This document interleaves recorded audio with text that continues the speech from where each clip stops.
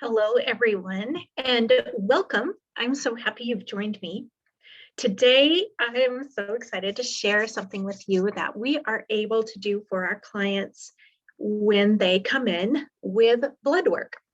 So, in our work, there is opportunities for us to learn more about what's going on in the body from blood work. So simple, everyday, once a year annual blood work can give us a ton of clues about what's going on in the body. One of the things we hear often from our clients, especially new clients, is that I just got my blood work done and my doctor says, you look great, go home, I'll see you next year. But I don't feel great. Something's not right. Could you look at this blood work for me? So this is a service that we provide to every one of our clients. We also provide it to clients who worked with us before, who are wanting to maintain their level of wellness. Another thing that we do, especially for complex cases that are thinking about coming in and working with us, is we are able to evaluate using their blood work and any other testing that has been done to be able to really give them a clear idea of what it's going to look like to get them from where they are to the level of wellness that they want to achieve. So blood work is a really, really useful tool for us. And it's something that I want you to understand what these numbers mean, right? So one of the goals here at Sagebrush Wellness is that we don't just want you to get well. We want to help you understand how to stay well, right? We want you to understand how your own body works so that when it comes time for you to be making decisions about your care, your daily choices around food, lifestyle, whatever it is, that you know how your body works and you're able to make those decisions really well and that they'll be the best decisions for your body, right? So this is a piece of it. You really understanding what's happening in your body. As a side note, as a functional medicine practitioner myself, my specialty is autoimmune disease, chronic diseases, and rare autoimmune conditions. So blood work is a really important thing for me to see. The second thing I want you to understand is that any health coaches that are trained by myself or my partner, Christy, will have a full understanding of how to use the report that I am getting ready to share with you. All right. So this is a report that all of our clients see.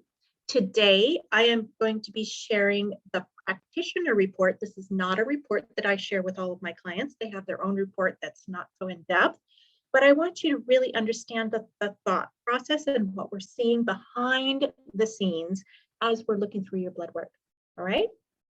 So I'm sharing with you my personal blood work report, my functional blood chemistry analysis report. I'll be going through this with you, helping you understand what we're looking for as far as interconnectedness. And this is something that we use for all of our clients. We use this tool for everyone that comes through with blood work. All right, awesome. Let's get started.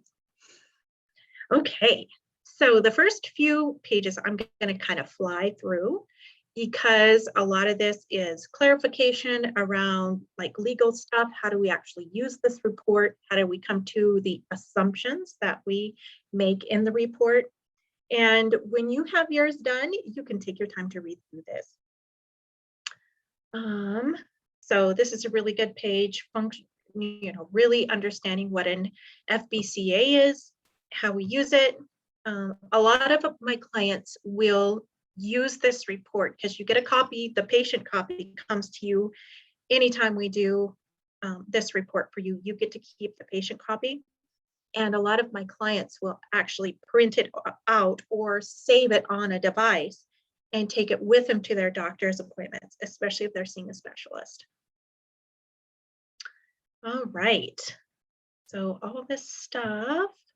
So let's get down to the goody stuff. All right, so this is the actual assessment. So what we are looking at is, and you can see here, we're looking at functional body systems. All right. So what I want to understand is what systems in the body are not working like they're supposed to, right? Because one of the foundational beliefs here at Sagebrush Wellness is that our bodies have the ability to be well. It is our job to figure out why they're not well right now and to help you make the changes so that natural healing can occur. Okay, so functional body systems, we're really looking at overall big picture things, right? So when I did this, my most recent blood work, I was feeling like crap and I was trying to figure out what in the world was going on. I've been diagnosed with multiple sclerosis, but I have not had symptoms from that for well over 7 years. And the symptoms I was experiencing was very, very marked weakness and fatigue, major brain fog. It was very hard for me to have the energy to do just simple things. In my house, I have 3 levels in my house, so I'm up and down the stairs all the time, right? And I could get about halfway up one flight of stairs and have to stop because I felt like I was way out of breath and I was going to pass out. So I was trying to figure out what in the world was going on.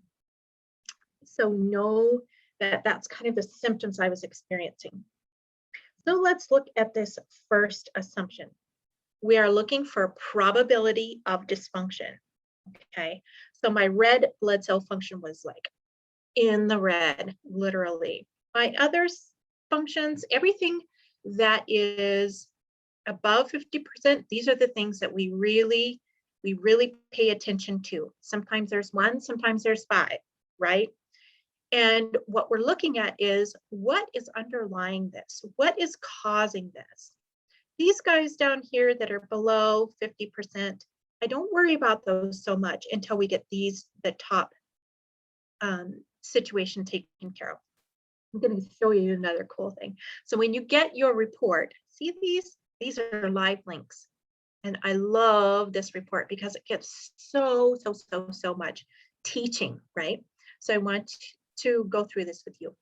Right over here is rationale, right? How did we get to the assumption of the probability of red blood cell function being off, right? So here are the tests that were looked at, the numbers, right? Biomarkers that were considered. And here's a really good write-up about what is a high RBC function score. What does it mean, right? And these are included in the patient reports. And I love these little instructional pieces because back to what we said at the beginning, I want you to really understand what these mean and why, because the trick of you getting well and staying well is really understanding how your body works, right? It's one of the reasons why just doing like an overall, generalized, if you have this is what we do, right? If you have IBS, this is the protocol, and then see you go home. That never works, and that's not how we run our practice, because each individual is so we have to personalize care for each person. We just can't, write something out and send you out the door. Excuse me, because each person is so individual. All right, let's pop back over to the main test here. All right, and I know you'll have questions as we're going through. Oops, yes, thank you, it is fully charged.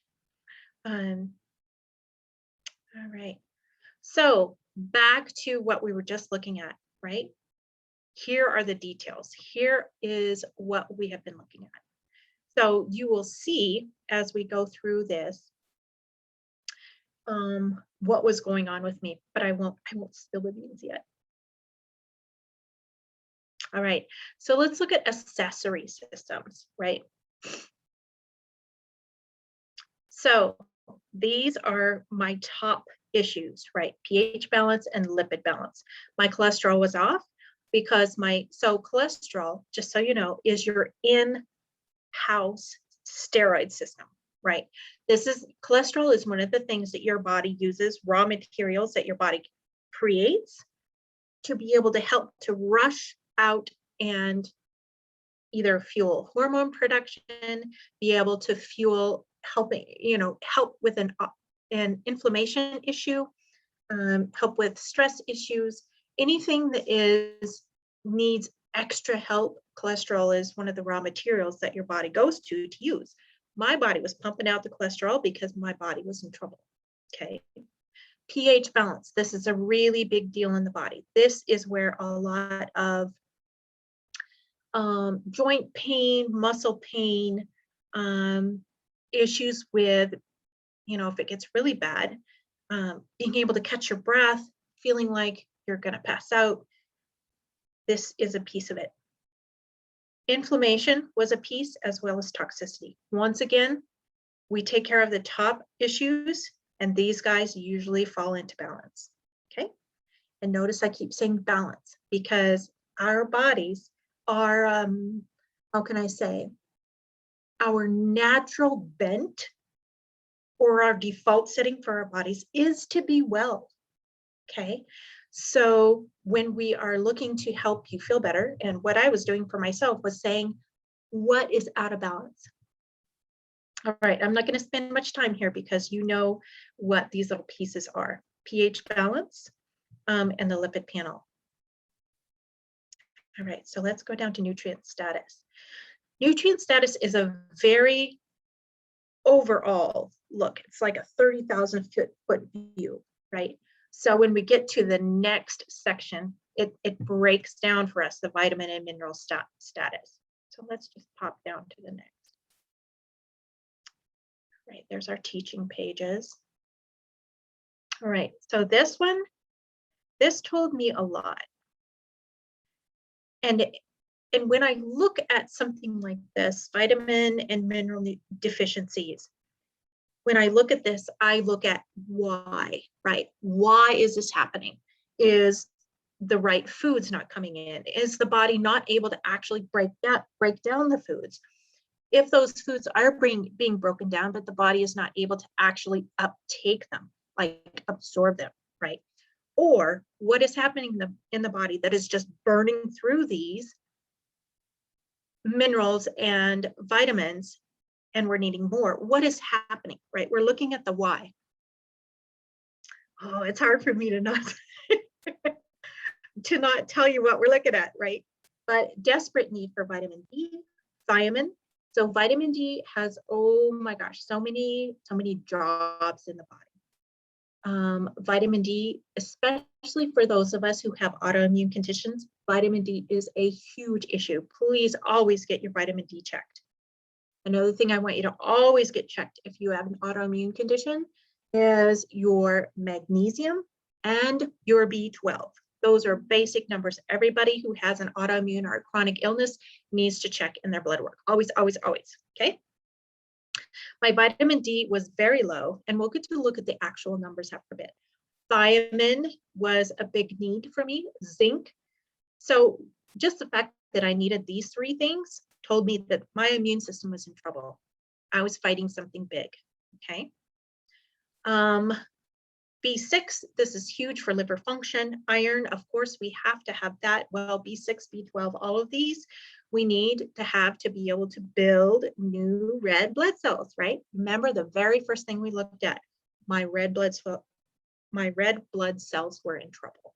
Okay. B12, I desperately needed B12. So when I see iron elevated like this, one of the things that I think of immediately is there a bacterial infection in the body, or do we have some type of anemia? Okay, so you can have iron deficiency anemia or B12 anemia, but they often run together. But one of the reasons why iron can be low in the body is if there is a bacterial infection and the body in its wisdom is sequestering that iron, because iron, like if you're growing a bacteria sample in a petri dish, I know this is not it's a jar lid, but if you're growing a bacteria in here and you add iron, it just makes that bacteria flourish, right? So in your body's wisdom, if you have a bacteria overgrowth going on, your body is going to naturally sequester as much iron as it can, because your body is fighting that bacteria. It's wanting to win. And one of the ways to do that is to draw back on the iron. so iron isn't feeding that bacteria. Okay.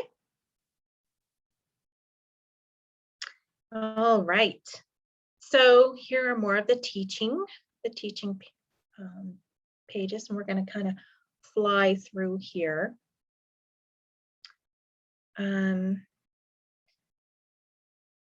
All right, so this is the part of the report that will not be in your patient report.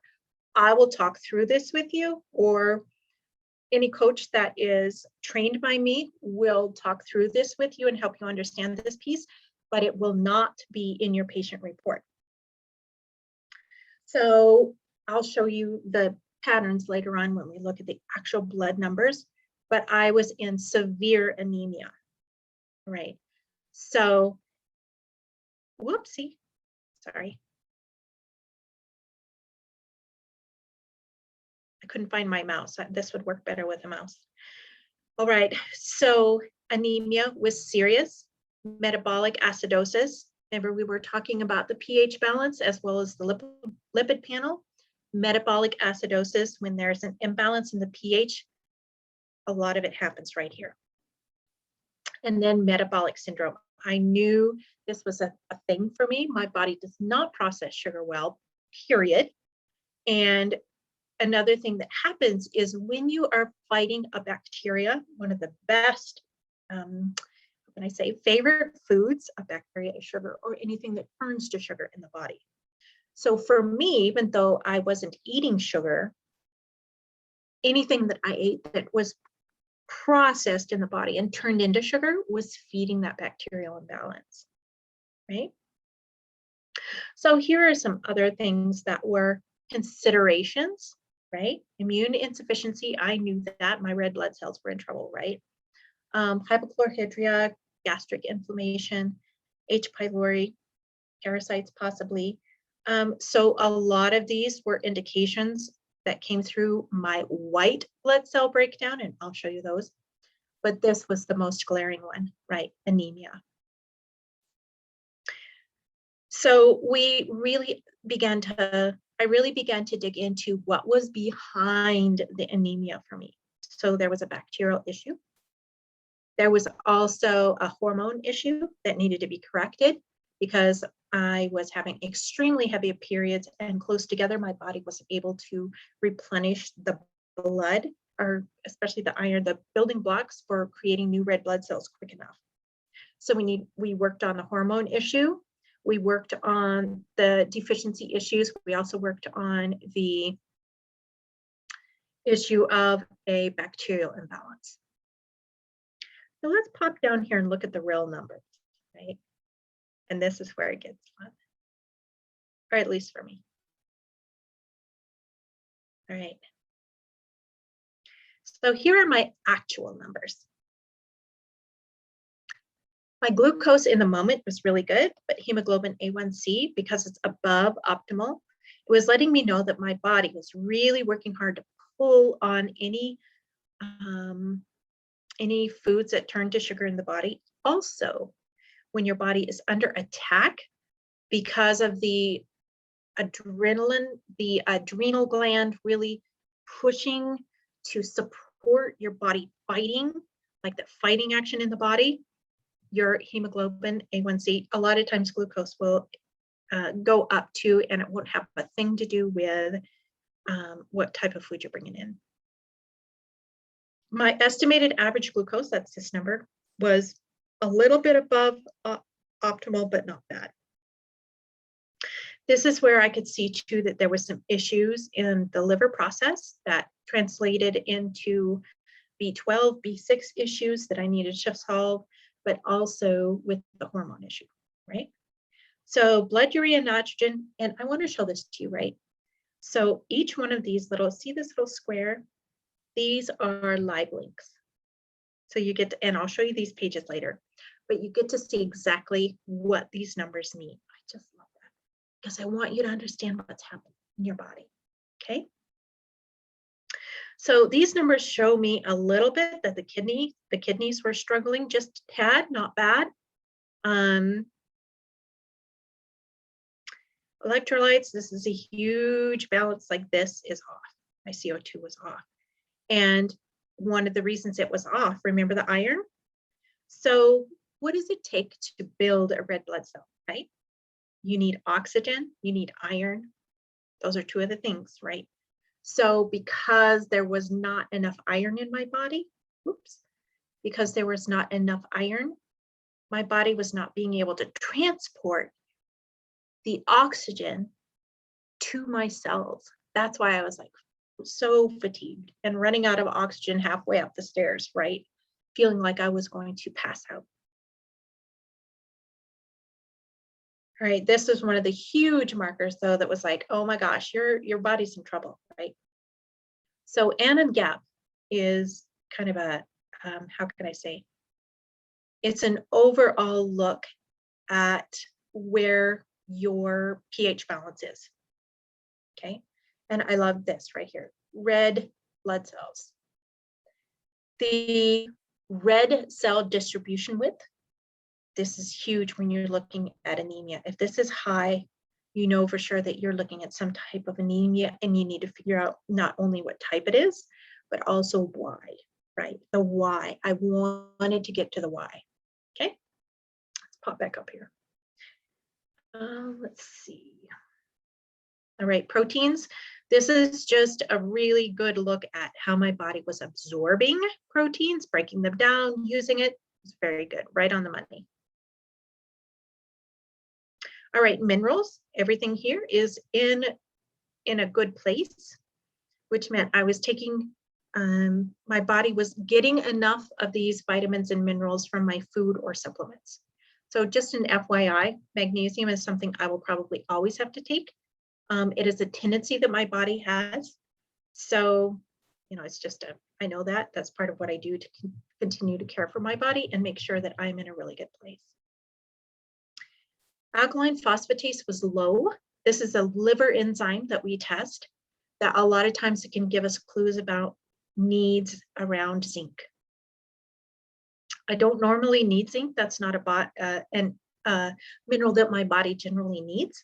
But in this case, because it fuels the immune system, the ability of the immune system to work well, I needed to start bringing in some zinc. All right. So AST and ALT on their own were good, as were the LDH and bilirubin, but my AST-ALT ratio was a bit off. Lipids, look at this. Look how hard my body was working for me, right? LDL cholesterol was up. HDL cholesterol was down. There was a real imbalance going on. My body was fighting so hard for me. And I want you to really hear me on this. A lot of times we feel like, you know, when our body isn't performing like we want it to, our body's letting us down. Our body hates us. Our body is broken. And I want to change that for you, because our bodies work so hard for us. They work their tails off. But when their reserves are gone, that's when things start breaking down, right? So especially with us who have autoimmune conditions or chronic diseases, our bodies have gotten to the place where their reserves are gone. There's nothing left, right? And so these symptoms start to pile up and pile up and pile up and grow, because our bodies, that's all they have. They've given us everything they have, and they continue to fight for us, but they just have nothing to fight with. Like, their reserves are limited. So I want us to really think about the fact that our bodies are working so hard for us, and they really want us to succeed. Our bodies are not broken. Hear me. Our bodies are not broken. I have seen crazy things as far as healing when we really figure out the why behind what's happening for you, right? Our bodies want to be well. Our bodies do not hate us. They're working so hard to support us with the lifestyle that we've chosen. But sometimes we have to turn around and listen and say, okay, I hear you, and really work on rebuilding and letting our body rebuild. Okay. I know that's a tough one. Um, so just understanding that our bodies are not working against us. They're just working so hard for us, and they've gone as far as they can go. Okay. But also knowing that when we understand what's driving that imbalance and dysfunction, and then correcting that allows a space in which our bodies can recover. Okay. All right. Enough of the pep talk. All right. So we looked at the cholesterol numbers, talking about the stress factor. Yep, and people say one of the things that I look at as far as when we see clues in blood work that the body is stressed, it can be stress that comes from outside, like a job that we hate and we are always getting bullied, or maybe it's a hard marriage, maybe it's kiddos, an issue with that, or whatever it is. It can be trauma, it can be things from outside the body, but it can also be things from within the body. A lot of the time, as I'm working with people who have autoimmune and chronic illness, we look at what's going on in the body and see what stressors are driving these imbalances from within. So it can be things like, the liver being clogged and not working well. It can be things like, the gallbladder not working well. It can be a very big dysbiosis in the digestive tract, in the small intestine, in the large intestine. It can be bacterial stuff. It can be a heavy viral load. It can be insufficient digestive secretions. It can be so many different things. It can be hormone imbalances. It can be, I see a lot of adrenal fatigue. It can be all these things, but these can be addressed and turned around, right? They can be affected positively. So let's look at the thyroid numbers for me just quickly. They were pretty good. There was a little bit of sluggishness in my conversion from T3 to T4. This doesn't surprise me because of the fact that my body was struggling so badly. But my thyroid was in a pretty good place considering what was happening in the body. Vitamin D was very low. Okay, here's where we're going to really see anemia screaming, right? So anytime I see hemoglobin this low, yeah, this is classic anemia and pretty advanced anemia. Yeah, so it meant that I needed to figure out what was going on and address it quickly, post haste. And I was able to do that. And now I know what my body needs on the regular, and I'm not going to fall into this again. Okay, white blood cells. These are huge clues for me, especially when we are looking at an immune system dysfunction. These are huge clues to me. There are certain patterns in here that I look for to say it's likely that we're looking at, bacterial imbalance, or if we're looking at possible parasites, are we looking at a heavy viral load? Do we potentially have pathogens? That story is told right here. All right. So if I was working with you, this is where we would go through answering any questions. And usually by this time, my client has a list written down, right? And I love questions because, like I said at the beginning, the most important part of this journey for me is that you understand what's happening in your body so that when you are making choices around your care or how to make just basic decisions in your life, that you're able to choose really, really well. So this is just a quick look at what here, I'll show you this just really quickly. So anytime we do multiple blood work or we've got 3, 4, or 5 different tests, this is always graphed so that you can see trends beginning. And a lot of times this, I'm going to show you the graph. Where's the graph here?